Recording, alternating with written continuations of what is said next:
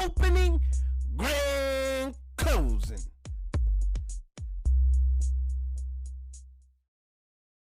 All right.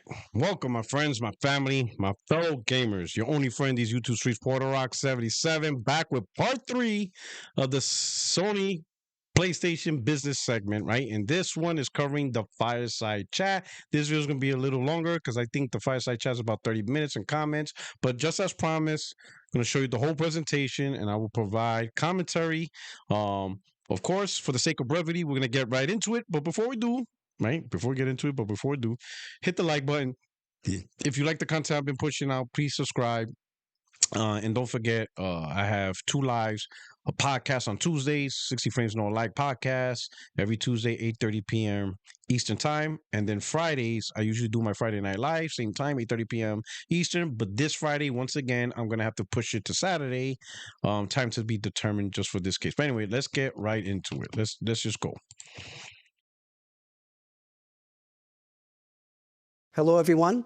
Thank you very much for being with us today. I'm Justin Hill, SVP of Finance and Investor Relations at Sony Corporation of America. I'm joined by Nishino-san and Herman, who had great presentations today. Thank you very much. Very informative. I'm also joined by Lynn Azar, who is SVP of Finance and Corporate Development here at Sony Interactive Entertainment. So thank you for joining us, Lynn. I have a number of questions I'd like to get to today. I'm going to start with the platform business.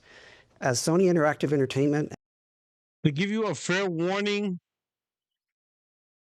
this presentation is more for the investors, obviously, right? It's an investors thing, but obviously people will have assumptions that is Sony kind of talking to the gamers because this is public information. No, this is straight pure investor talk, right? So keep that in mind. Keep in mind the audience they're talking to. They're not really talking to the gamers. They're talking to the investors. That's just, it is what it is, right? This isn't a fireside chat like you would expect from like with IGN or a gaming centric thing. This is just straight investor stuff. I mean, the guy who's talking is like an investor, whatever. You know, he's finance and all that stuff. That's just giving you the fair warning. and the industry as a whole move towards multi-platform gaming, how will you protect the value of the PlayStation console? Now, I do like this question because this gets brought up. Everybody keeps saying the industry's changing. It's multi-platform. Sony's going to do the same thing, right? And by same thing, meaning they're going to put their games on Xbox. They're going to put their games on Nintendo, every single device, no matter what it is. There's no more competition between devices from a software level. If Sony continues competition at the console level, it's going to be straight hardware, what it can do, whatever. But they're not going to use their games as a tool. They're no longer going to go after exclusives. No longer going to go after timed exclusives. No more third-party deals. All their first-party going everywhere. Where even talks of PlayStation going day and day on PC across the board. You know, that's the conversation. So I like that question because it's almost like rip the Band-Aid, you know, right off the wound real quick. Now let's hear the answer. The PlayStation experience is not just about the gaming console hardware, nor it's not just about the content as well. It's an experience in a community that shares this excitement. For over 30 years in the past, we've been committed to being the best place to play and publish. And this has helped us establish a dedicated community of 124 million players and then invaluable network over the 4,000 creators. PlayStation console experience is designed to enable immediate gameplay in an immersive and accessible way. We're doing this in a completely integrated way, designing and manufacturing all aspects from the chips to the backend system. And we continue to look for new and innovative ways to broaden our reach and bring our content and a service to the players. The value of the PlayStation console is that still the best place to play, and it's growing as we reach an even broader audience.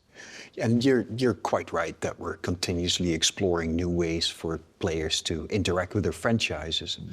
It's important to realize that we're really thoughtful about bringing our franchises off console to reach new audiences, and that we're taking a very measured, a very deliberate approach in doing that.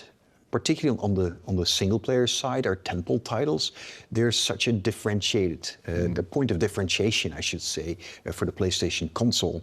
They're real showcases of the performance, of the quality of the hardware. So we want to ensure that players get the best experience from these titles. And we're very thoughtful about how and how we bring these titles to other platforms.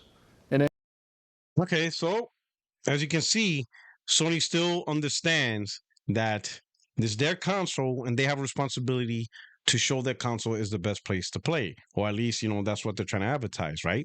They also want to demonstrate the capabilities of what the console can do. So if they design the console and they're saying, hey, the console can do this, they understand their own first party studios is pretty much the arm, right? The method to get that done. They also said that they're very thoughtful on what games go to PC and and very, to just put the games on PC. So this kind of explains, for whatever reason, Gran Turismo 7 is not on PC and MLB The Show is not on their PC. I can't really explain why.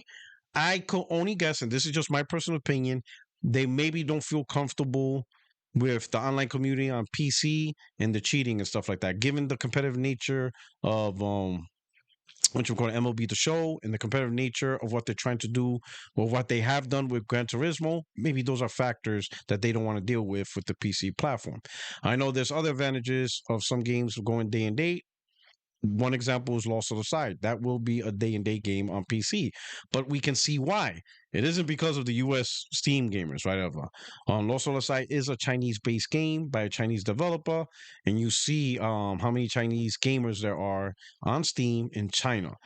They vastly they vastly outnumber PlayStation gamers out there. There's not a lot of PlayStation gamers out there because Sony's always had trouble trying to sell consoles or even trying to get in the market to be able to sell a console. Now they can. Now they're able to sell PlayStation over the last year or two. China has lessened restrictions, so Sony now is in the region. So now they're trying to grow the Chinese PlayStation fan base. But until then, any projects from Chinese developers that comes out of China, Sony doesn't want to limit the actual gamers of China from being able to play the game. And right now, the best way for Chinese gamers from China to be able to play games is through Steam, because that's what they're mostly on. That's the most dominant gaming platform for them, right? So you can get the sense that Sony is careful balancing the value of the PlayStation 5, how it looks, making sure it gets the best performance, and using games to set that example. But they also want to make profit on that stuff, right? Most of the part is primarily been PC, to which Sony already admitted a long time ago they don't see PC as a competitor. And we need to constantly understand the players' patterns and the behaviors and ensure that we serve them appropriately. Herman and then myself are very, very focused on this and then investing as needed to evolve the PlayStation experience. With cloud gaming more of a viable option than ever before, do we need a next-generation console? Is SIE developing one? It's a great. I like this guy. I gotta admit, I like the guy. I like the guy who asks questions. He's like, listen, he must be subscribed to my channel. He must be listening to 60 Page Don't Like podcast. He's going straight for it. What I love about it is so far this is the second question in a row that tackles the conversation we have in the community, console war, fanboys, podcasts, from every spectrum within gaming that we do, whether it's fanboy or serious conversations, podcasts, trash talking, no matter what, that's all the same question. Oh, you could do cloud. You don't need a console. You don't need all that stuff. Sony's going to get rid of that. Why would Sony keep making consoles? Soon cloud gaming I could play straight from the TV. These are all the things that's just that's ritual on the internet, and he's hitting those questions. So I do like this guy in his line of questioning. Now let's hear the answer. Great question. We have been in cloud gaming for over last 11 years. We deployed cloud gaming servers to support the PS3, PS4, and the PS5 generations, and then we are really proud about the quality we have been delivering. Cloud streaming to the PlayStation Plus Premium, and via the cloud streaming beta on the PlayStation Portal. It is one such way we are doing this. However, the business model for cloud gaming must be sustainable for the longer term growth. Cloud gaming is progressing well from a technical standpoint, as we have demonstrated with these offerings. But end-to-end network stability is not in our control. And the higher cost per playtime compared to the traditional console model remain as a challenges. Cloud gaming is increasingly providing an additional option for players to access content, but our belief is that the majority of players continue to kind of want to experience the gaming through a local execution without dependency on network conditions. And PS5 and PS5 Pro have validated these theses, I believe. That's listen, boom. I said this plenty of time. I said cloud gaming is pretty much a companion to the gamers, right? You heard me. If you follow my channel for a long time, you heard me say this, and I mentioned this. I asked a lot of Xbox gamers that hyped up cloud gaming, right? Say, oh, it's the way of the future, whatever, whatever. And I asked them, and I have not get one response from them. Nobody was able to answer this question. I always ask the hardcore Xbox gamers, on your friends list, think of all the hundreds of friends you got. Who on your friend list that you play games with that's a dedicated Xbox gamer, but they don't have an Xbox console and they don't play on PC or PC handhelds? They are on their TV straight from the cloud. They are 100% pure cloud gamer. And I have yet to get an answer on that friend. Because the truth is, there aren't gamers that are dedicated to the cloud and they foregone hardware. No. Cloud gaming for the gamers is just an additional access point, to play games, right? Maybe you don't want to travel with hardware. Maybe you don't want to get a handheld, whatever. So cloud gaming is a good option, to play your games while you're away from home. But once you're home, you're off the cloud network. Boom, you're playing on your native devices. Cloud gaming so far has just demonstrated to be additional capabilities for gamers to be able to put in more hours to games.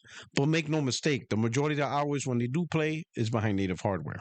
Our console business has evolved into a multifaceted platform. And we now have a large ecosystem of highly engaged players across both the PlayStation 5 and the PlayStation 4 generations. So naturally, therefore, there's a huge interest in our next generation console strategy. While we cannot share further details at this stage, the future of the platform is top of mind. We are committed to exploring a new and enhanced way for players to engage with our content and services. Typically, when we launch... So, straight up, PlayStation 6, the next console, right, is their top priority, the PlayStation 6. And he references that they have a lot of gamers that are still playing the PlayStation 4. That's a console. There are even more gamers playing the PlayStation 5. That's a console. Traditional. Nothing changed, nothing weird, right? So it's clear to see, I don't know, in 2025, you still got gamers putting in tons of hours, enjoying the PlayStation 4. That console is 12 years old. 12 years old. And it's still kicking. Call of Duty, the new Call of Duty that comes out this year is still being made on the PlayStation 4, right? So it's clear gamers love consoles. There are gamers that want consoles. And guess what? The PlayStation 6. Traditional console, no weird stuff, nothing crazy, no weird PC something. Nope, it's a traditional console. And the proof is in the pudding. The proof is in the gamers playing. They're even playing the PlayStation 4, the PlayStation 5, a little bit playing the PlayStation 5 Pro, PlayStation 6. Straight up console. Simple. Love the question. Launch a new next generation console, operating income amount and segment margin declines in the year of launch. Should investors expect the same thing to happen if we launch a next generation console in the future? So as Nishino-san mentioned, we're still exploring what the future of our platform would look like. So therefore, whilst we cannot provide any further guidance on operating income in future years, I would like to re-emphasize that our financial profile as a business has evolved in line with our strategy. So we've reduced traditional cyclicality, as you describe it, by establishing a large ecosystem of players across both the PS5 and PS4 generations, which provides recurring revenues. So this has driven overall high and stable level of spend on content and services, which, by the way, now constitute over 2/3 of our revenue, providing a consistent, predictable, and profitable base of our revenue. PS5 represents our most engaged players, with the highest spend per player versus prior generations. But our PS4 players as well are still active and spending as well. So by providing players with increasing options of how to access the platform, we're able to better target the different play patterns and monetization profiles of different customer segments. And as we continue to drive a multi-generational ecosystem into the future, we'll provide new ways for players to access the platform and experience our content and services. Good news and bad news is you're going to get a reel. So the good news, but this is more on the business side. What they're trying to say is when a new consoles launch, right, you're going to get that long drop, right? And it's because the first year or so, the consoles are being sold at a loss. So technically speaking, you know, every time Sony sells a console to you, you know, at launch or within the first year, they actually lose money because they build a console at a certain price point to get a lot of hardware and then they subsidize it. So for example, we're going to use, let's pretend we'll use the PlayStation 6. Let's say the PlayStation 6 comes out and it's $700, right? Let's say that's what they launch it, right?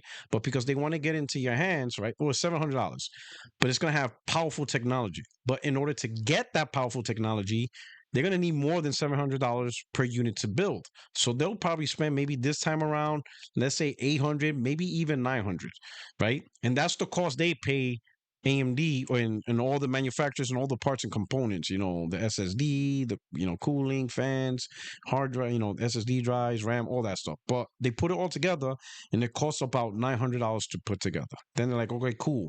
We got this powerful $900 machine. We're going to sell it to the gamers at $700. And we're going to eat up the $200 cost. Now, this keeps going, sell after sell after sell, until Sony, over time, along with the manufacturers, find a way to make the development cheaper by shrinking down the components and doing whatever they got to do to maximize the efficiency of the supply chain. Eventually, what originally cost $900 to build will go down to $850. 815, 759, 730, 700, which is where now they break even, and then 690, 680, which is now they're making $20 profit, and it just keeps going down and down and down. Okay, that's how it is, right? But until that point happens, they're just losing $200, $200, $200, $200. And I'm just using $200 as an example. It may not be $200. They may only build it for $800 and they sell it for $700. It might even be $700 a lot. I'm just giving you examples of numbers. So stay with me. I'm not saying they actually lose $200. It's an example. I have to put that out there because then people in the comment section, Sony never sells these things for $200. I'm just giving you an example. Just stay with me with the math. The actual number, who knows? I'm just giving an example. So they sell the console for $700, but they lost $200. They sell it for $700, lost $200, right? And of course, they make it up with software sales and all that stuff. But that software sales has to make up the $200 loss. So that's what they're talking about. But with this multi-generational strategy, right? While the PlayStation 6 is now selling out at loss and is getting out there to build a new generation for next generation consoles, and it's getting out there, is trying to build the new marketplace for the PlayStation 6, the PlayStation 5, and maybe even the PlayStation 4 might still be relevant, the PlayStation 4, where the revenue they get from the PlayStation 4 can now cover the losses of the PlayStation 6, or maybe even still the PlayStation 5. And that's what they're talking about. Now, this is where the bad news is at. That means cross-gen gaming is the new normal. It's x80, and I said this is one of the impacts or effects, probably negative effects, that we got from Sony deciding to go full x86 architecture. Now, they're just looking at things as the whole we believe in generations. Yeah, you could scratch that. There's going to be cross-gen. That's the new normal, right? Now, they do end cross-gen. It just depends on how long. Because right now, Sony doesn't make PS4 games anymore. They're just done with PS4 games. So you don't see PS4 games anymore. They don't make PS4 games. They fully moved on to PS5 games. But they still support third-party studios and anyone else that still wants to make a PS4 and PS5 game. So anybody that still wants to make a PS4 game, Sony fully supports them. They still provide software updates. They still do everything to encourage the ecosystem that if anyone still wants to make a game for PS4, they can, and they still get all the updates and all the stuff. Sony is not cutting out the third-party industry from PlayStation 4 support, right? So they're not forcing them to move on to PS5. That's completely at the choice of the third party, right? Now, the funny part is, guess who's still making PlayStation 4 games? Microsoft, because the next Call of Duty is going to still be on PlayStation 4. So they are still technically making last-gen games. And Sony supports it and stuff like that. But this support is how they're just going to continue to make profit to mitigate the cost of the next PlayStation console. So that's the bad part. Next, cross-gen gaming is a thing, right? Now, I'm going to go back to another good point.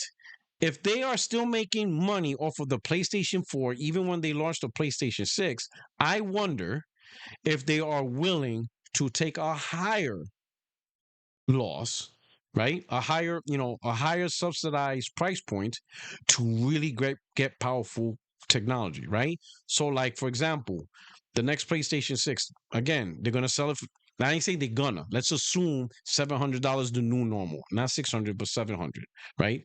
700 is the new normal. So they're gonna launch a PlayStation 700. Or they might sell it for 600. They might be like, nope, the next PlayStation 6 will be 600. And they're willing to eat up a $300 loss. So the console's still built with a $900 budget, but they sell it to us for 600 because they want us to be like, oh shit, the PlayStation's it's not 7, it's not 8, it's 600. Oh hell yeah, I'm getting that. So like the disc version is 600, the all digital is 500, right? And they're able to eat up around $300 of cost because of this multi-generational strategy. That is one way it could benefit us. But again, the bad side is cross-gen gaming, right? So we'll just see how things will play out. If the world does move to cloud gaming, what will the impact be on the PlayStation business?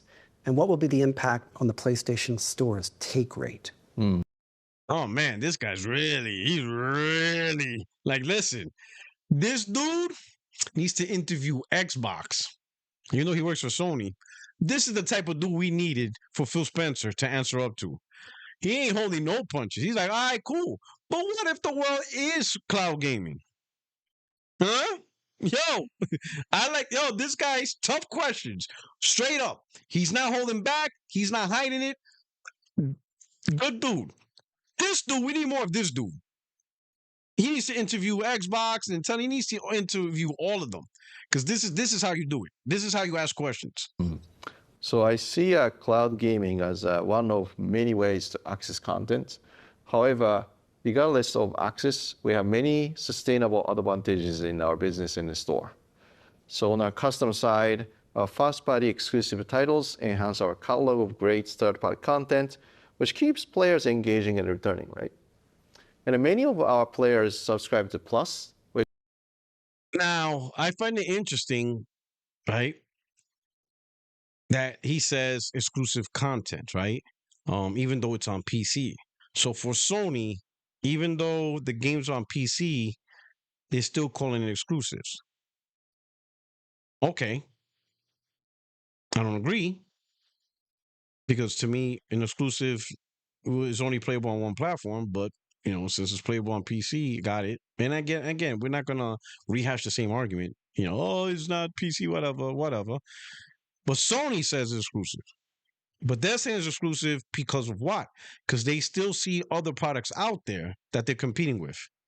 And one of those products is the Xbox. So this just tell you that in Sony's eyes, PC's whatever. The game's on there, but whatever. It's still exclusive because it's not on this platform that we're competing with.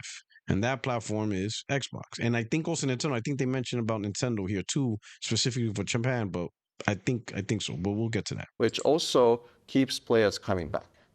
Regardless of access, we look to provide a great experience for players through whatever device they're using to consume the content. And this commitment has allowed us to build a large and a curated audience of dedicated and highly engaged players. This ensures that we are the best channel for creators to reach players. Additionally, we provide creators with tools and services to better market and monetize their games. So again, over 30 years, we have developed very deep relationships and then understanding of creator needs that allow us to continuously stay ahead on innovation and services. The 4,000 creators, which I talked about, of all sizes and types that we have relationships with, and the dedicated partner organization that serves them, give us a constant insight into their needs and how to provide ongoing value to them. All of those benefits remain for both players and the creators, and it will provide continuing value even access mode change. Many investors are speculating that Microsoft is moving away from the console. If that's true, This guy is the man, bro. This guy don't miss, bro. Who is this guy? Yo, not all heroes wear capes, bro. Yo, this dude don't miss. Back to back to back. Pow, pow, pow. He's not letting up. He's not letting up. He's like, oh, you want me to do the interview? You want me to do the interview? Right? He Clark Kent. He's like, I don't need to take the glasses off. I'm still Superman. Oh man, I love his questioning. Let me back up a little bit, right? Because I interrupted this question, right? And you guys are like, oh, you interrupted the question. All right, I'll back it up a little bit. Let's go listen to this man. speculating that Microsoft is moving away from the console. If that's true, is that good or bad for PlayStation? So we think that competition in the business is healthy and then pushes us to innovate. There are multiple participants who together drive the overall game industry. And while there are new engagement models being explored, we ultimately think this is a good thing. However, as I mentioned earlier, we are confident and committed on our current strategy. And there isn't an urgent need for us to pivot, but we will continue to monitor play patterns and invest appropriately as required. You raised the price of the All right, that's pretty straightforward. He recognized what Microsoft is doing. He's like, hey, that's good. However, that's not us. We got our own strategy. This is the strategy we're going with. Now, of course, they're always going to monitor, right? Because there could be a time like when the PlayStation 6 launches, it could bomb. It could be a period where people be like, yeah, we're done with consoles. We're going to just play on PC. Who knows? Right? The future ain't guaranteed. Success is not guaranteed. But currently, right now, what they're seeing with their numbers, the console sales, the amount of people playing games, and seeing all the stuff that's being done on PlayStation consoles, they're like, this is it. Like, there's no sign, there's no reason to change just because another brand is changing. That's the key point. Yeah, we recognize Microsoft is changing, but that ain't got nothing to do with PlayStation. So all that nonsense about Sony copying Microsoft, dead that shit. Simple. Microsoft had a failed console strategy. Sony has a successful console strategy. Let's just leave it at that. PlayStation Plus in the past. What was the rationale for the price increase, and what might cause you to raise price in the future? Music and video streaming services are raising price consistently. How frequently can you raise the price of this the guy's PlayStation brutal, Plus? bro. Yeah, so More PlayStation Plus hits. is highly valued by our players and then continues to drive the engagement. We are already seeing a trend toward adoption of higher tiers within our service, as evidenced by the subscriber mix we achieved in fiscal 24, where approximately 38% of players are now subscribed to a PlayStation Plus Premium or Extra tier. That's higher tier. This is even after the global price increases we implemented in fiscal year 23. And more recently, the local price increases in the selected countries to improve our pricing strategy across certain market clusters and also to account for forex movements. These price increases were partly a result of the increasing value we bring to the players. Through the quality and the diversity of content we continue to add, as well as investment in the features to improve the service further, such as player personalization and enhanced content discovery. PlayStation Plus service offers great value for our players, and we will continue to add more value and adjust our pricing strategy in a dynamic way to maximize the profitability. Now, I'm not part of the higher tiers for PlayStation. I just have Essential because I stacked before they broke it apart, right? When it was just PSN, I stacked the hell out of it when it was like $20 and $25. You know, you could stack it. You know, went to CD Keys, bought like 4 or 5 PlayStation. I haven't paid for I haven't bought PSN stuff since 2018. 2018 was the last time I bought a bunch of PSN subscription things to stack it up, and it was like, what you call it? It was like the Black Friday sale, and I got it for like $28. So I bought like 5 or 6 of them. I got PSN all the way out to like 20, 30 something, right? At like 20 something bucks a piece, right? Whatever, right? But I never converted, because I just don't really care about the library. A lot of the games that are the best games I own, and I just know what I like. I'm more of the guy like, I'm more the guy like I don't even like the subscriptions for movies and stuff like that. It's really for my wife and my daughter. But I know what I like and I know what I watch, so a subscription service is not really for me in that case. Gamefly is different. I would subscribe to Gamefly game. I have been subscribed to Gamefly game, but that's because I picked the game I like, and there's all new games, third party, PlayStation, whatever. There is no restriction on what game is available for you to rent. They have day one games across everything, so that's different. Because I'd be like, all right, I want to play this, mail me this, and then I select my titles. I like, instead of having this wall of games, I select all the titles I want, and they just mail. But anyway, different conversation. But what I'm surprised is more PlayStation gamers are subscribing to the higher tiers, and it increased now up to 38%. So out of all the PSN subscribers, 38% are subscribed to extra and in the premium tier, right? So there's more people who are enjoying PS Plus, enjoying those library games, and then there are those who are enjoying premium with the PS3 classics and the streaming and all that stuff. And if they have a portal, they have access to cloud and stuff like that. So I can understand what they're talking about in terms of value. Values the eye of the beholder. So somebody might find premium very valuable because they have access to the huge library of games, plus the classics, plus cloud streaming. And if they own a portal, they not only can remote into their console, but now they also have access to cloud gaming as well on the portal. So, and it's the numbers don't lie.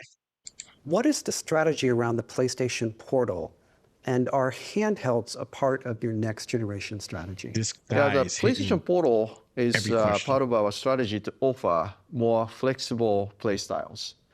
When we invested in a PlayStation Portal, we wanted to ensure that any handheld device we create would be able to provide players with the full PlayStation experience that they have come to expect through our consoles. We want to make sure our games look good when played on handhelds. The smartphone is too small a screen for high fidelity, so I wanted to approach portable gaming via streaming, which led to the PlayStation Portal. Currently, the Portal owners spend 30% more time playing, and then later into the evening. It's showing the impact the Portal has had on the play patterns. Sales are progressing steadily, and then more importantly, it has unlocked additional engagement across our player base. So we remain committed to exploring new ways for players to access our content and services.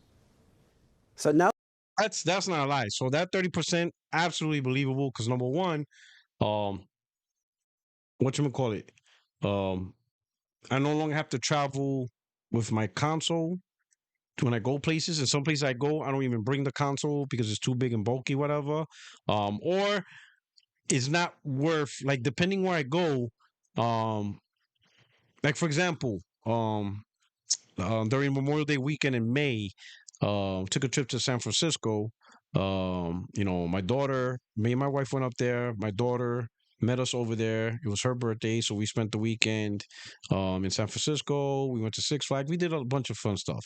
I did not bring my console, no, I would have not brought my console because I don't think it's worth the energy to travel with my console, go to the airport, and then I probably won't even use it. Now, granted, we're in a hotel. I know my daughter and my wife, they love playing cards and stuff like that, right? But it's still not worth the energy. But I did bring this, and I played it, and it was awesome and stuff like that, right? So we will spend all night hanging out. Now we're tired. We're back at the hotel. Now we're just laying down, just chilling a little bit, whatever. They love to play cards and do their stuff, and I'm just like, boom, playing the Portal. Right? If I didn't have this portal, I would probably just be watching TV. Whatever. Or I'd just end up on the phone or fall asleep or whatever, right? But because I had this, it opened up more opportunity to play my PlayStation 5 console, because that's what I'm doing with this. I'm remote streaming into my console, and it's just beautifully set up. So yeah, there's plenty of opportunities now to keep playing your console because this provides just the opportunity to do so. I'd like to move to the studio business. Totoki-san has said that the role of the PlayStation Studios has changed from that of a platform enabler and marketing tool to a profit growth driver. I want to go back and listen to that. Listen to what he described, okay? It's important. And I talked about this on a podcast yesterday, right? But listen to what he says carefully. So now I'd like to move to the studio business. Totoki-san has said that the role of the PlayStation Studios has changed from that of a platform enabler and marketing tool to a profit growth driver. What has changed to increase profits? So Totoki-san's the CEO of Sony now, and he said that, hey, the PlayStation Studio business now changed. They went from platform enabler to a marketing tool to now a profit, business, right? I have concerns with that. Now, I get it, business, you have to make money. What I'm concerned about is the methodology, the mindset that they have now. Yoshida said when he's with Sony and throughout his time in Sony had this philosophy that you would make 10 games. Out of the 10 games, 4 or so would fail, 3 would be decent, and 3 would be bangers. And the reason why you have this system is because you really don't know what's going to be the banger. You don't know the 4 that's going to fail. You don't know the 3 that's going to do okay. And you definitely don't know the 3 that's just going to be the breakout hits. All you can do is generally be like, all right, make the game. Okay, make the game. Make the game. This is going to make PlayStation look good. This is going to get people to buy PlayStations. Some games did okay. Some games, not so much. Some games ended up being phenoms. For example, Yoshida told the story when he was in the PS1. They said, hey, we're going to make Gran Turismo, a racing game, whatever. And he's like, oh, okay, whatever. He said it did not dawn on him that game will end up selling like 14 million. Not even close. Nobody predicted that. That was like, the game didn't look like that type of game that would just be attracted, hit those numbers, them 10 plus million, right? And he says he will see that all the time, right? And then some games that they thought like, oh man, this is gonna be great, just didn't hit, right? But they had like a system where they accepted 10 games, some will be successful, some would fail, and some will be breakout gen-defining hits. You can't do that now with Totoki saying no. The PlayStation Studio business must be profitable. That means every game must be profitable. Every game must be made for profitability. So what metrics are they using? I think they'll talk about it a little bit, but the methodology for them to greenlight games changed, right? It's not the same as they're willing to risk failure for the sake of creating games because you never know if the game is really going to fail or if it's really going to be a hit. But, we'll see what Herman says right now. It's a great question. SIE Studio Business is now both the creator and the publisher of world-class gaming experiences, all while driving sustainable, consistent growth. And we do that, as always, through innovation and creativity. And we're doing this by focusing on our 3 key strategic pillars. The first is continuing our leadership in single player. Secondly, by building our capabilities in live services. And then also by growing our franchises into IP powerhouses. Another important part of our evolution is our increased emphasis on operational excellence, and we do that to underpin that approach of achieving profitable and sustainable growth. We've established very strong cost controls. We have much more rigorous budget oversight processes now in place, and we have also evolved our portfolio framework to enable making more informed choices and effectively balancing the profit potential with the associated risks that come with these opportunities. We've also changed the way we support our studios through central services with greater operational rigor, much more intentional, kind of top-down approach to our portfolio, increased oversight of our development processes, and we have introduced some new ways of working that includes greater use of outsourcing, greater use of co-development, and a much greater integration of future-facing technology as well as data solutions into our workflows. I mean, it's a lot. It's a lot to unpack, but it's too generic. But the main point is top oversight. So there's more oversight. He said that. So there's a lot more oversight, which okay. Um, tighter budget controls and a balance of the games with the profitability margins. So here's the overall thing, right? You won't see the results of these processes and this new method until the PlayStation 6. Because remember, a lot of games that are going to come out over the next 2-3 years, they're already been greenlit years ago, right? Because it takes 5-6 years and whatever to make the game. So the games that are about to release in 2026, 2027, they already started back in 2022, 2021. So this is more like a PlayStation 6. If there's an issue or if this results in issues, it's going to impact the PlayStation 6. We'll see it during the PlayStation 6 gen. But that's assuming there's issues. Maybe they're not. Maybe it won't be issues. Maybe it's just will be more quality games. Maybe, who knows? Maybe J-Dub is right. Maybe this might tighten up the schedule. Maybe they might stop with the little rinky tinky games and just go out with the big budgets that can impact more profit. I mean, whatever. But the methodology has changed because Toki changed the mindset. The man said profits are sustainable profits like 100 times, but it is what it is. But we'll see how that will play out. But that won't be till a next generation problem. For the rest of the gen, the games have already been greenlit, so it is what it is. It's all the new projects that's going to be impacted or potentially be impacted. So this is a PlayStation 6 potential problem, if it is a problem. How committed are you to live game services? Are you going to invest as much capital into live game services as you originally planned? Yeah, we remain very, very committed to building a diverse and a resilient live service portfolio. I mean, we have MLB The Show, Destiny 2, Helldivers 2, and these are all really good examples of the type of titles that we're looking to develop. And you notice, out of all that, it's just really MLB The Show. I mean, not MLB The Show, Helldivers. That's their only new game as part of the live service strategy. I like how he squeezed in MLB The Show and Destiny 2. Now is Destiny 2 a live service game? Yes. Is MLB The Show a live service game now? Yes. I'm not arguing that at all. But MLB The Show has been a successful game and franchise since the PlayStation 2. So you already had a successful game. And of course, being the nature that is a sports title, you're going to have competition. It's naturally the game itself. All you did was change the online model, right? As technology progressed, the game progressed with it.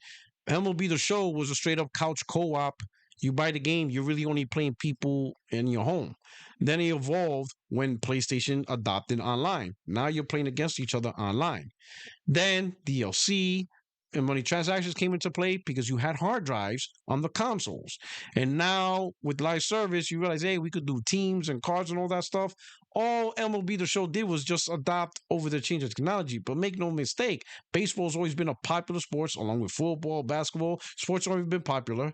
And it even got more popular, not as a genre as a whole, but ever since everything got siphoned to just one game. Okay?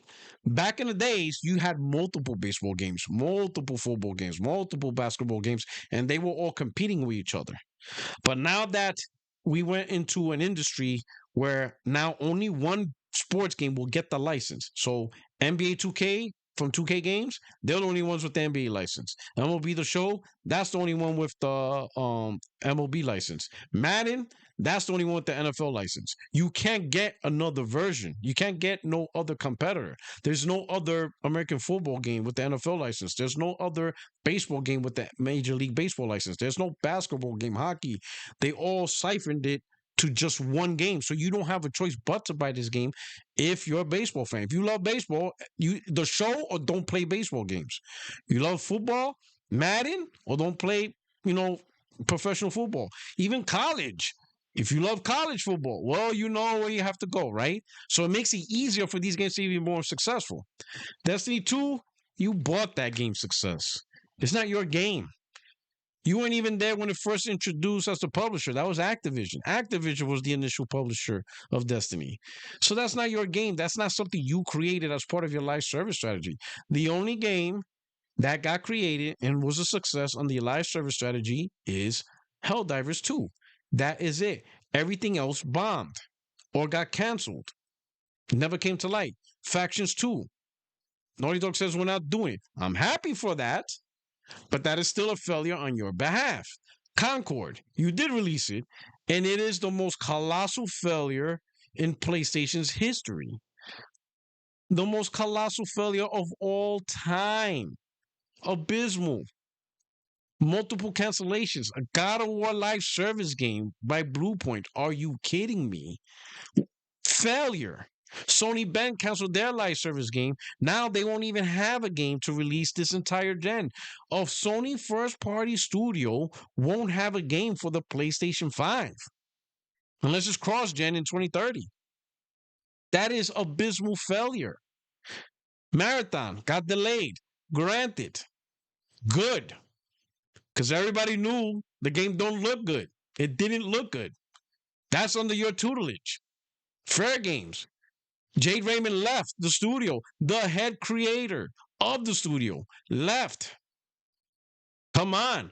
All your live service thing has been failure. All of it, except for Helldiver. Helldiver is your only lightning in a bottle.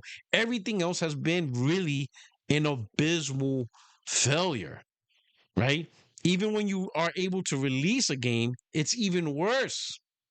So I don't know, like that. I found funny him trying to give this positive spin. Oh yeah, with MLB The Show. I'm surprised he even mentioned Gran Turismo 7.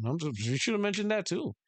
Like, church it up, But no, fake news, fake news. That's Fox News bullshit. That's fake news. Your life service strategy sucks. You have your one hit wonder, right? You're like those musicians that had that one hit. You're Milli Vanilli, all right? You had that one song. It wasn't even your song. That even makes sense, right? But let's continue. These titles have already established an enduring player experience, a set of player experiences and communities across quite a wide range of different genres.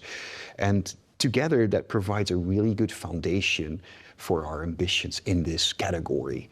I would say that additionally, we are continuing to invest in new life services, with Helldivers 2 providing such a great example of the level of success we can achieve if we get everything right. So that game has been a true breakout success. It's been attracting and retaining significant. So he says, if we get it right. If this is where, hey, the moderator, he's been doing phenomenal. But man, this man could have been Super Saiyan level 3 if he really went there, right? If he would have been like, well, you said if you get it right, but now let's recall the overall thing. Helldivers, you got it right, but Concord's a failure. You canceled God of War live service game. Naughty Dog canceled Factions. Sony Bend canceled their game. Now they can't even release a game this gen.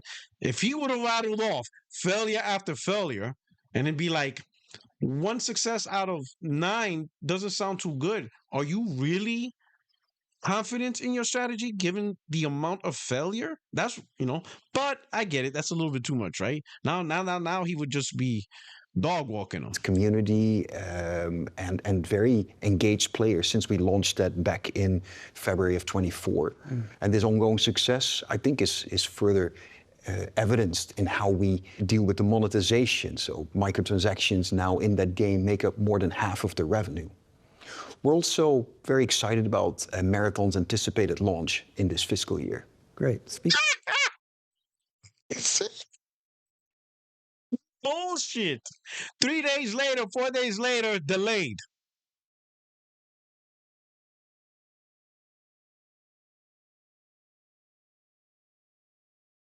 It's that, I'll be honest, that portion of the live service is the biggest BS out of this whole interview, I think.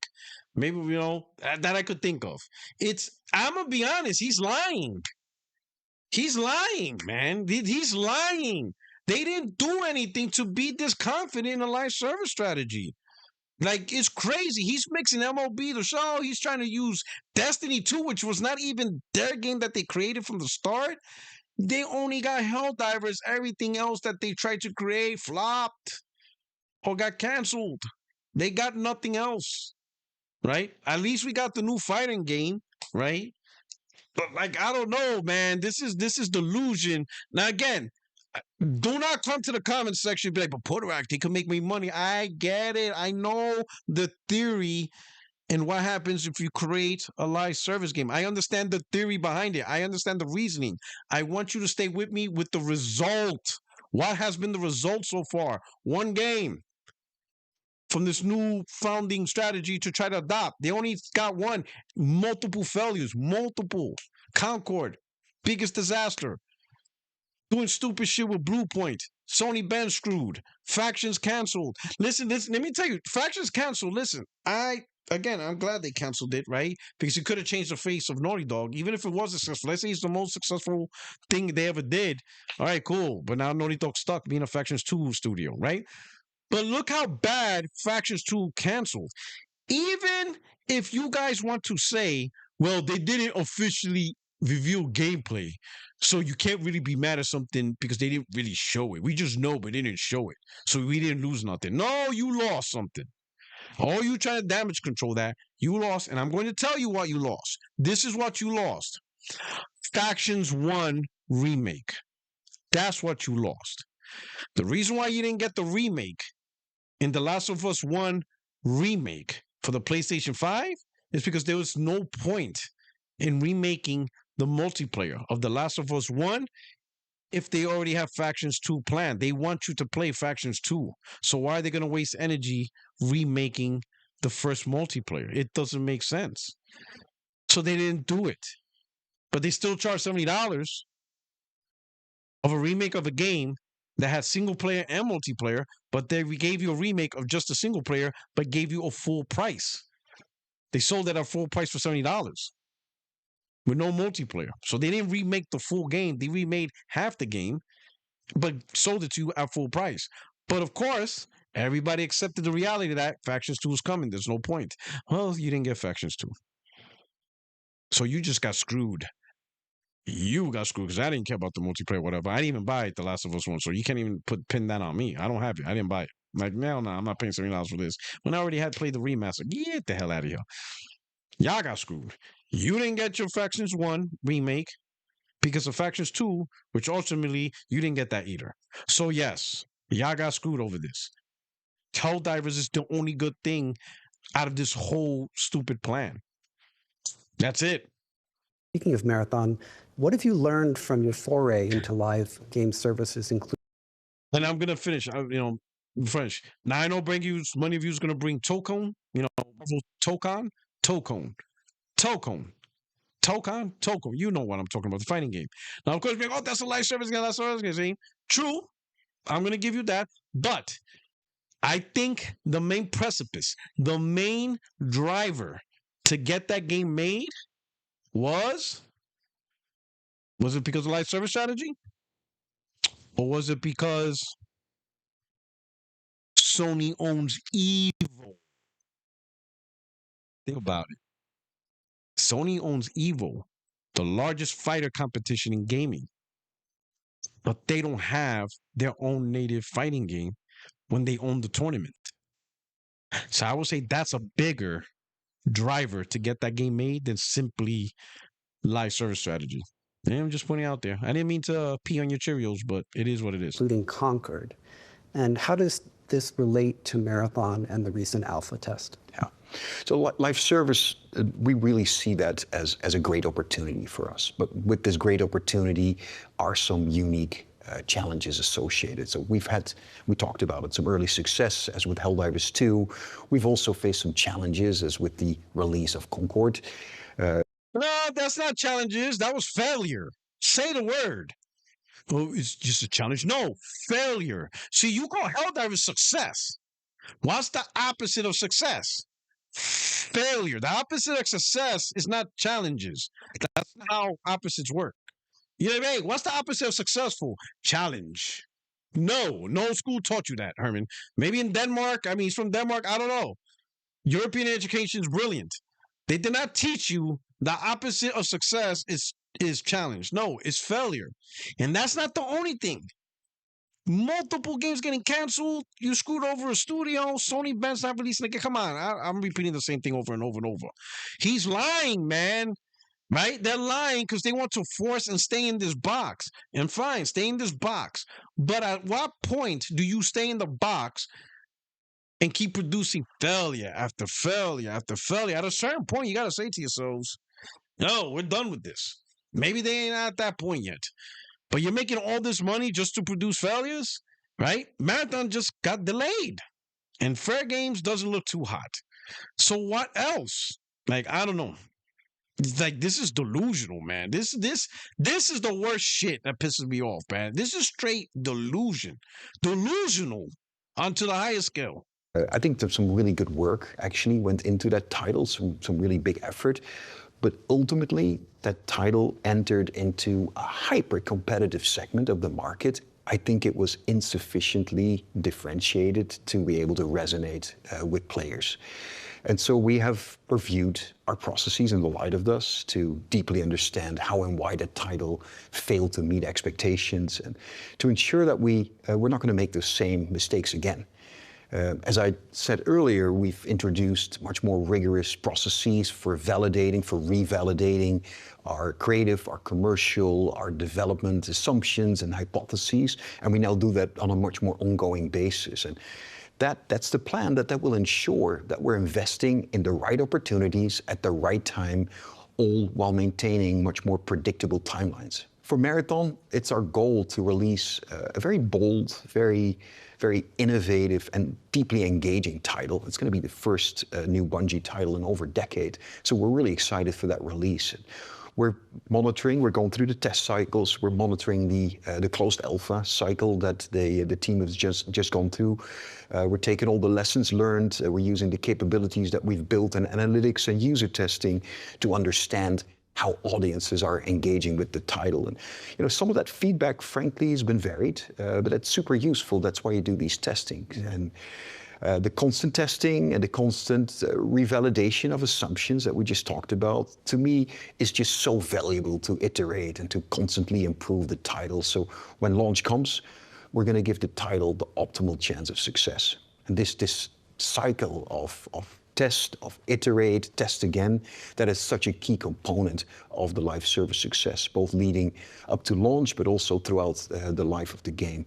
And we're committed to continuing to leverage our learnings to maximize engagement and player satisfaction throughout the life cycle of the title.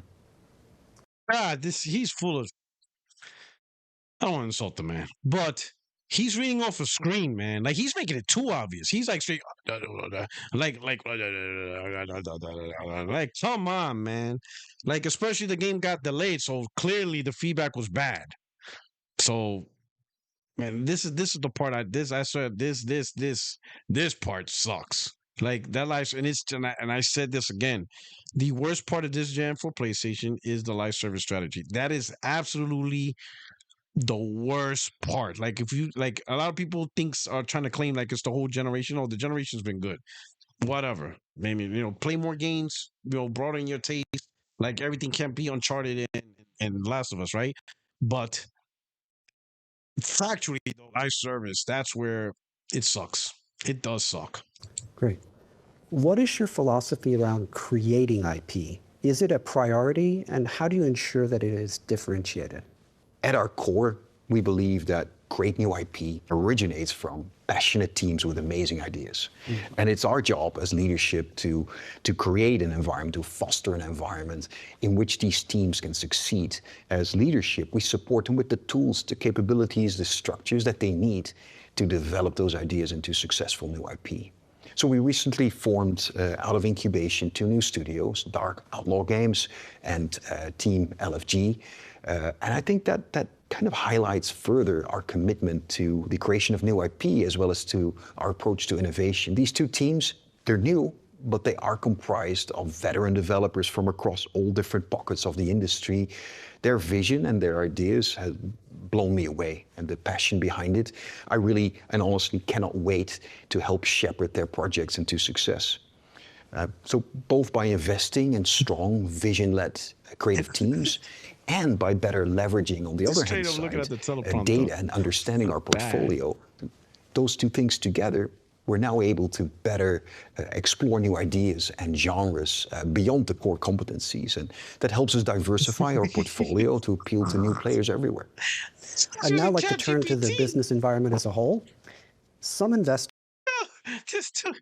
ChatGPT. Yo, Nib, are you writing a yo, where Nib at?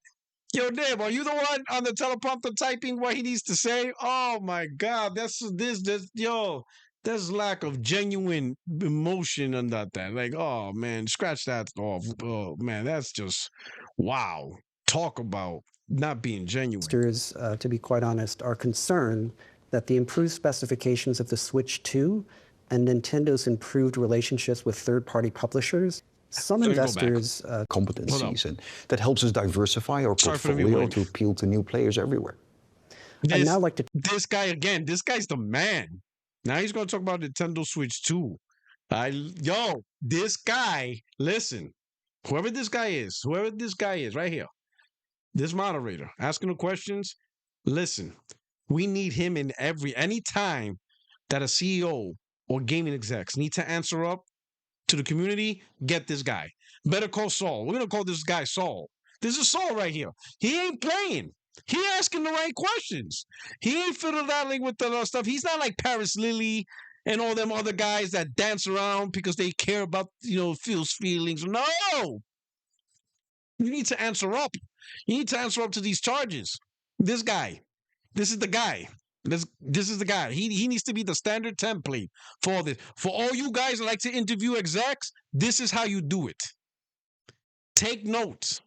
Take lessons. Ask the hard questions. Right? Stop tiptoeing. To turn to the business environment as a whole. Some investors, to be quite honest, are concerned that the improved specifications of the Switch 2 and Nintendo's improved relationships with third-party publishers will lead to tougher competition for PlayStation in the next few years. What do you think about those concerns? Now, the thing I like about these questions is, one, it destroys the fanboy narrative that shareholders wants to put their games on Nintendo Switch. And that's what they want. That's the future, and all games are coming to Switch. You just heard them. The investors are concerned that since Nintendo released a more improved model that can play very poorly, very shitty, but they can still play them, third-party games, that might impact the PlayStation ecosystem. They have a concern about that. And I love it because that's the shareholders. That just tells you the shareholders ain't forcing Sony to be like, hey, you need to start putting these games on Nintendo. That's not happening.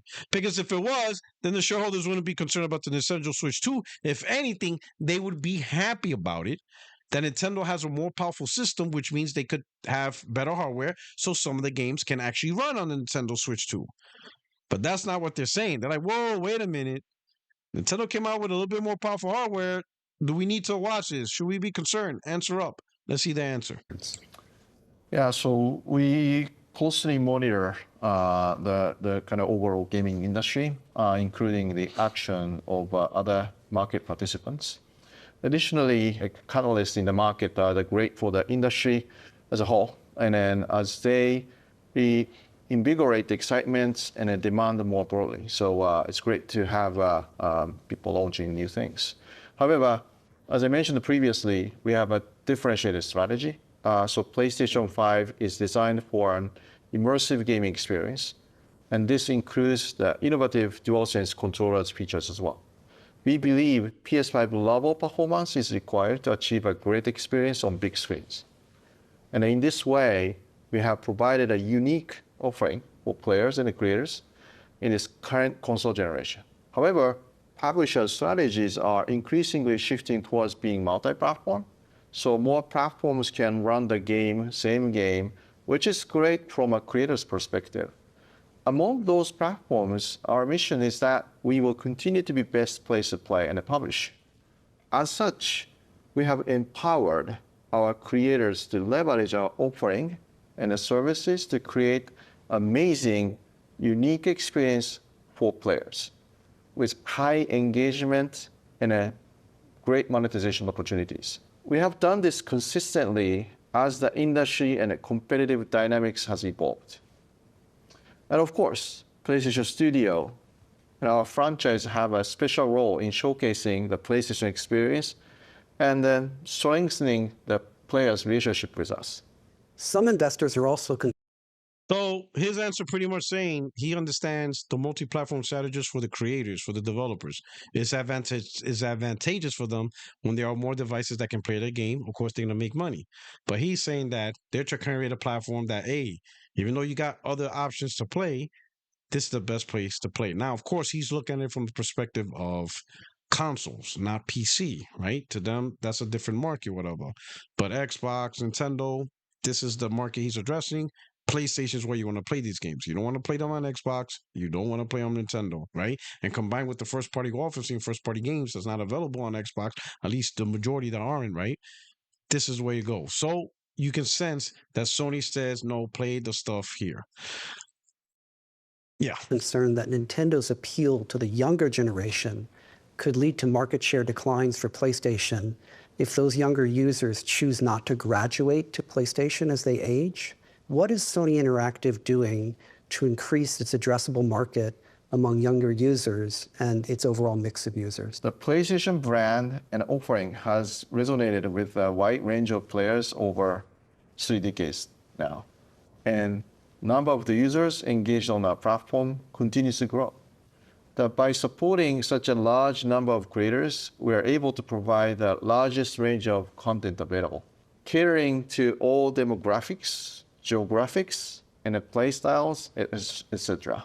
So we believe that by constantly investing in players' relationship with the brand and our relationship with creators, we will ensure we stay close to all players' hearts through their lifetime. Yeah, and so if I may add to that, so on the first-party content side, we're also reaching to a greater range of audiences more directly, including younger players with our first-party lineup. In addition to our franchises with more, I would call that multi-generational fan bases, such as Marvel Spider-Man, we also have franchises that appeal to a range of different player segments. Horizon is a good example. It's been very popular with female players. Astrobot from our lovely team Asobi in Tokyo has been a hit with children and adults alike. So we also continue to drive engagement with the PlayStation ecosystem and brand by bringing our franchises to new formats, film, television, and anime. Anime in particular is appealing to key younger audiences, so that's going to be very helpful for us. Artificial intelligence. What is the potential of artificial intelligence in the game industry? And how is it being used at Sony Interactive? Can it reduce costs when making games, developing next generation consoles, or in corporate functions? So we are actively exploring and investing in AI, the machine learning across the organization. Our near-term focus of these investments has been to increase productivity and support data-driven decisions. This includes areas such as like PlayStation Store discovery, fraud management, and then general IT thing. Additionally, we introduced Copilot and ChatGPT across the organization last year, and the vast majority of users are now experiencing increased efficiencies as well. So longer term, we are exploring the new possibilities with using AI to enhance gaming experiences in the new ways for players. These initiatives are still early, but there are promising areas we are excited about. Yeah, and on the studio side, we've been using AI obviously for quite a while, but we continue to explore the possibilities of AI within the studios, within game development, and how that can enhance creators as well as players' experiences. To your question, I don't actually expect in the near future a dramatic reduction of the cost of game development. I think that'd be unfair to claim that. But I do see tremendous potential benefits in AI as a set of tools, suite of tools to further enable our developers. And we continue to explore use cases in that space. For example, there's potential for use in improving the quality of game characters, of backgrounds, animation, audio translation, real-time graphics, you name it, as well as potential applications in supporting live service content pipelines through much more opportunity to personalize the experience for individual users. So overall, I think a huge range of I impact. hate the word live service. I'm starting to hate that term. As we further explore AI, I'm starting to hate that term. we recognize there are challenges associated with it as well. So including from talent and with respect to managing costs, right? So we will continue to be mindful as we look to integrate such technologies throughout our business. I'd now like to turn to I mean, that's how it is. AI, listen, you're not slowing down the AI train. We're going to end up having the war of the machines, right? Whatever. But the reality is, I mean, I could see the benefits I could see from AI is, you know, the tools used like that, because even the military is using it and stuff like that, right? But AI, because it just calculates, there's some a large language model. It does.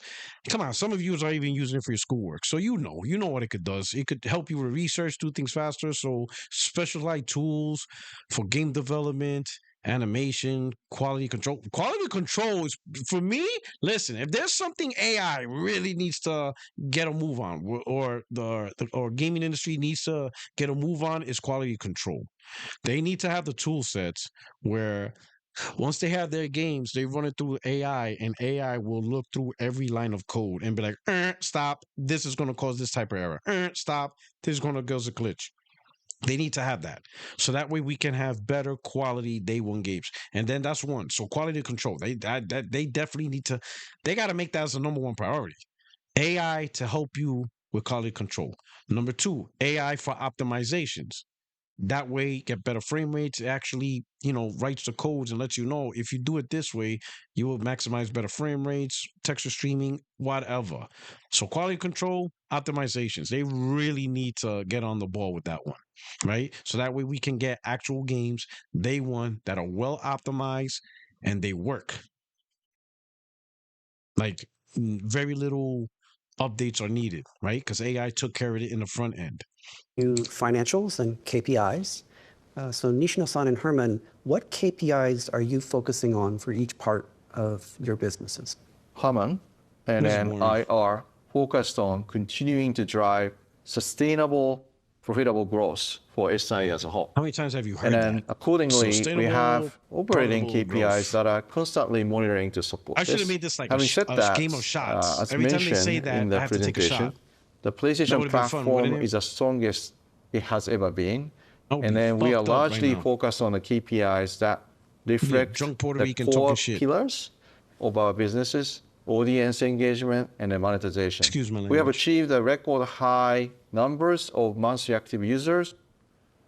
This has been driven by the success of the PlayStation 5, but also by our strategy of providing additional ways for players to access our platform. Importantly, this strategy allows us to capture the value from different player bases, each with different monetization profiles.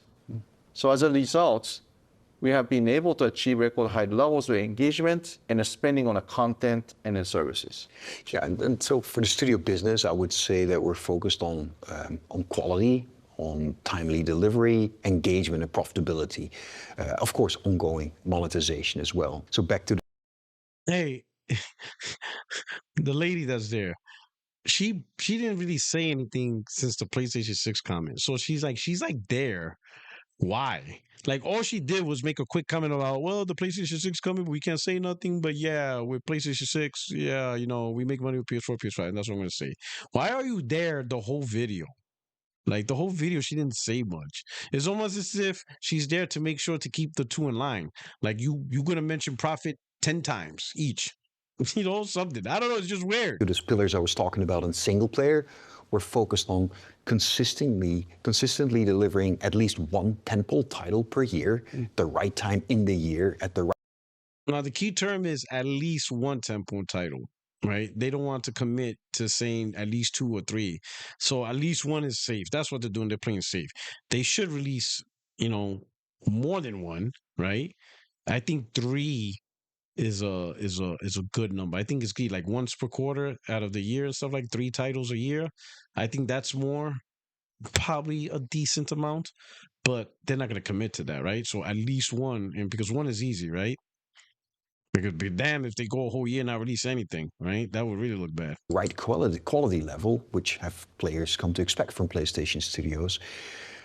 In live services, we're focused on building a recurring base of enduring live service titles that drive ongoing engagement and monetization as achieved by our releases to date. And then finally, we'll continue to grow our franchises through a very thoughtful release cadence, and as transmedia properties. You expect to increase operating income amount and margin percentage in fiscal year 2025 compared with fiscal year 2024. But can you further grow them in fiscal 2026? And if so, how do you intend to do so? So starting by the PlayStation business is in a very good position and has a very strong momentum. We expect to continue this momentum and remain optimistic about fiscal year 26 and beyond. So in particular, as we approach the second half of the MRP period, we expect an even higher level of our revenue to be from content and services, which will improve the overall profitability of the business. Our roadmap of first-party titles and the high expectations we have for the third-party titles will directly drive the business' natural operating leverage. Additionally, as we are focused on growing the PS Plus business profitably, continuing to drive subscriber growth in our premium and extra tiers. And finally, we expect the ongoing focus on operational excellence to translate into a positive impact on profitability. So overall, we remain committed to contributing meaningfully to Sony Group's MRP target of operating profit CAGR of 10% or more and cumulative operating profit margin of 10% or more. Man, the words I'm starting to get annoyed is profits and live service. Like, God, they're really driving that point home. But I did say in the beginning, this is for the investors, right? But man, they love that teleprompter. How do you expect the financial profile of your business to evolve over the long term? So again, the business fundamentals are strong, and we expect this to continue across many key areas. First, strong sales growth driven by highly engaged and multi-generation MAU. And then an increase in the PS Plus, we spoke about that, increase in PS Plus revenue due to the shift to the higher tier and also our price revision. And then on the first-party live services, becoming more consistent. So increased profitability for PlayStation through PS Plus because you're going to increase the price. I mean, I get it. That's a business strategy, but why not focus on trying to get more people to subscribe to PlayStation Plus through content, stuff like that? And no mention of that. It's just simply, we're just going to raise the price. But what happens if you raise the price and now the subscriber you did have sees it as no longer valuable because it's too expensive and now they unsubscribed? Now you could potentially lose money because they're like, yeah, I'm not paying for this. So like, PlayStation Plus Premium, let's say it's like 130 a year. I'm making it up. I think it's 180 or whatever, but let's say it's 180, whatever the number is. You raise it up to 200. And now they're like, oh man, I'm not paying 200 a year. I'm done. Now you lost the 180 or the 170, whatever it is. Predictable and growing revenue stream. But hey, that's on them. And also with the continued strength and reliable delivery of our tentpole titles, incremental revenue also generated by going off console with our first-party IP. And finally, the strict cost management and the operational excellence we have in place. All of these are ongoing trends that we will, of course, continue to monitor and improve everywhere we can. So I do expect these trends to continue going forward. So in closing, I'd like to turn to Nishino-san. As the new sole CEO of Sony Interactive Entertainment, what keeps you up at night? And conversely, what gets you the most excited? 60 frames, no for lag. over 30 I'm watching years, we have been pushing the boundaries of play, That keeps you and up at my night. job is Photo to Rock make sure 77. we continue this journey with Checking players and the creators. The gaming industry is continuing to evolve, and then people's lifestyle continues to change over time. So we are seeing new play patterns and behaviors, new market participants, and then new market segments as well. So that means we have new challenges and then new opportunities. We continue to connect the players and the creators through our products, content, and the services. It is an exciting yet challenging time for overall industry, with opportunities for the PlayStation experience to continue evolving, and we ensure we remain the best place to play and publish. So Herman, Lin, myself are focused on capitalizing on our current momentum, building on our strengths, and then driving profitable growth. We also need to remain vigilant to our players and creator needs to ensure we are listening to their feedback and investing appropriately in the relevant products, capabilities, and technology. And then I'm very confident and then excited to do so for many more years to come. So thank you very much. Thank you very much. Thank all of you for your participation today, and thank you all for joining us. Okay. So, end state, the one thing I will say overall for me, they still believe PlayStation, the console, is the best place to play. And that's what they intend to continue to do because they saw no reasons to change that. Why? It's highly profitable, the most profits they're ever making. Sales are great. Now this multi-generational strategy is additive to their profitable growth and stuff. So there's no reason for them to do a completely new strategy. Definitely no reason to do what Microsoft does, which they just said, yeah, that's not them. No reason to do that. So overall, they're going to continue what they do. They got challenges. I think live service is providing the biggest challenge for them. Hopefully they get through it. Right? They either figure it out or they cut it off. But we'll see how the future holds for that. But as far as the brand, they're all in on the next PlayStation 6 because they see the demand for native hardware. So that's simple. Well, anyway, hope you enjoyed this part 3 of the business segment. Your only friend is YouTube Streets Porter Rock 77. Check me out. Hit the like button. And you guys take care. I'm out of here. Screw life service. Now I'm playing. All right. No, but really screw it. Screw it, though. Peace. Grand opening, grand closing.